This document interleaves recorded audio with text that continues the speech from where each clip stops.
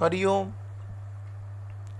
Knowledge plus channel में हम सभी विद्यार्थियों का स्वागत करते हैं। आज हरिओम एस्ट्रोलॉजी क्लास नंबर 70 है। इस क्लास में गोचर के मैजिक के बारे में आपकी जानकारी को शिफ्ट अप करने का प्रयास कर रहे हैं। किसी भी प्लैनेट के गोचर को यदि हमें देखना हो कि वो हमें पॉजिटिव रिजल्ट देगा या नेगेटिव रिजल्ट देगा, तो उसका तरीका ये है कि अगर वो प्लैनेट आपकी कुंडली में सुदर्शन पद्धति के पॉइंट ऑफ व्यू से, तीनों पॉइंट ऑफ व्यू से अच्छे अवस्था में है, तो निश्चित रूप से गोचर में भी उसका प्रभाव अच्छा ही होगा। D1 कुंडली के अंदर अगर प्लैनेट अच्छी कंडीशन में है तो गोचर में भी उसका प्रभाव आपको अच्छा ही देखने को मिलेगा। जैसे कि अगर हम अगर बात करते हैं कि भगवान की कुंडली में या वर्कशॉप में प्रयोग होने वाली कुंडली की बात कर लेते हैं। वर्कशॉप में जो प्रयोग होने वाली कुंडली है वो वृष लगन की कुंडली है। और नॉर्मली अगर हम देखते हैं कि वृष लगन की जो कुंडली है वो इस संसार के जितने भी महान व्यक्ति हुए हैं, भगवान के बारे में कौन नहीं जानता, संत ओशो जी के बारे में कौन नहीं जानता, बाकी बहुत सारे पर्सनैलिटी ऐसी हुई हैं। हमने सिर्फ वो नाम इसलिए लिया है ताकि वो इस संसार में प्रसिद्ध हुए। तो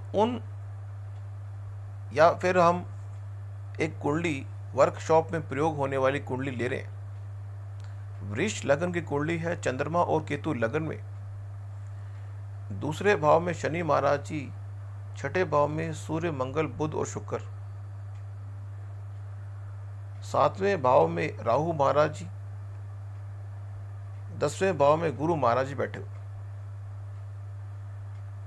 इस कुंडली को जरा ध्यान से देखें। राहु महाराज जी 7वें भाव में है।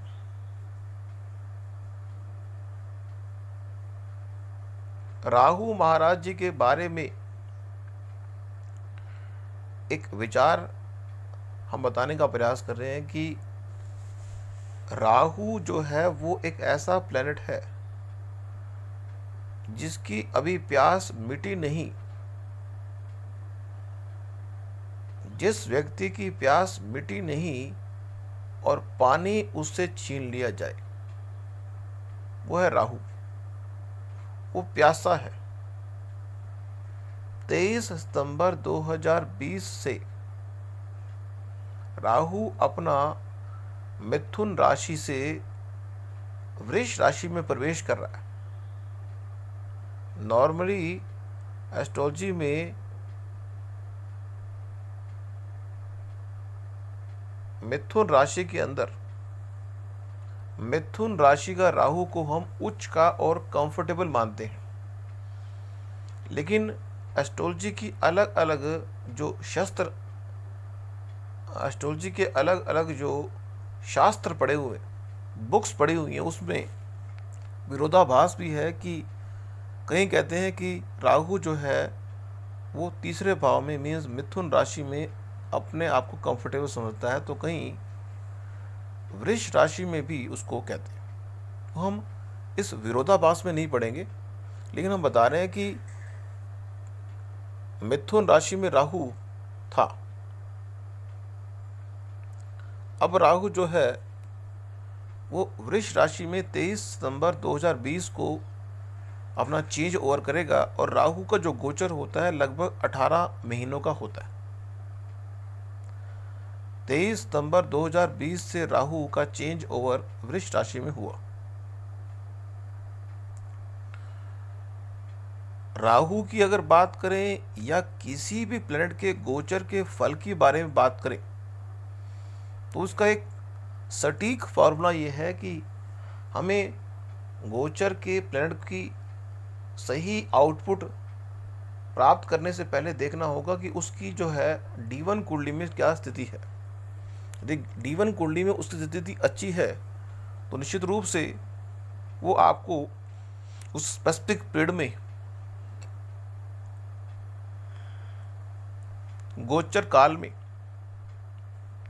एक विशेष फल आपको देगा। जैसा कि राहु 7वें भाव में है, लेकिन अभी करंट में राहु जो है वृष राशि वाले जातकों के लगन भाव में आ जाएगा। अब राहु के बारे में यह कहा गया कि राहु के प्रभाव को अगर अच्छा करना हो तो चंदन का जो इत्र है, जितना अपने पास चंदन का जो इत्र है, चंदन जो है जितना प्रयोग करेंगे उतना राहु का पॉजिटिव प्रभाव आपके जीवन में आएगा। बाकी राहु का यंत्र भी है। राहु के संबंध में यह भी कहा गया है कि यदि कोई व्यक्ति रोज 1 रुपए का सिक्का किसी गरीब को दे दे और ये तपस्या 40 दिन के लिए करे तो राहु तो मजबूत होगा ही, उसकी मनोकामना जो संसारिक है वो पूरी हो जाएगी। राहु एक संसारिक प्लेनेट है, लेकिन राहु गोचर में जहाँ पे होता है वहाँ पे हमने पहले भी अपने टॉक में कहा था कि राहु गोचर का राहु या आपके नेटिव D1 चार्ट का राहु दोनों ही कभी भी किसी घटना को अंजाम दे सकते हैं। अगर राहु लगन में है तो आप की जो पर्सनैलिटी है कभी भी एकदम आकाश तक पहुंच सकती है। मीन्स राहु जिस जिस भाव में भी है उस भाव का एक्टिवेशन कभी भी हो सकता है और डीएक्टिवेशन कभी भी हो सकता है। इसलिए राहु जो है वो कब आपको इस संसार का महान व्यक्ति बना देगा पता ही नहीं। तो राहु जिस भी भाव में, उस भाव में व्यक्ति के उस एरिया की बात करें, उस इन्वायरमेंट की बात करें, उस इन्वायरमेंट में, उस एरिया में या उस क्षेत्र में कब व्यक्ति कहाँ पहुँच जाएगा इस बात की कोई गारंटी नहीं। तो आज की इस टॉक में हमने फोकस तो राहु पे किया, बाकी गोचर के बारे में बता दें तो गोचर में किसी प्लैनेट को गोचर देखते हुए हमें D1 प्लैनेट में उस प्लैनेट की जो स्थिति है उसको देखने के बाद ही गोचर के फल के बारे में विचार करना चाहिए। Thank you so much for listening and supporting Hari Om Knowledge plus.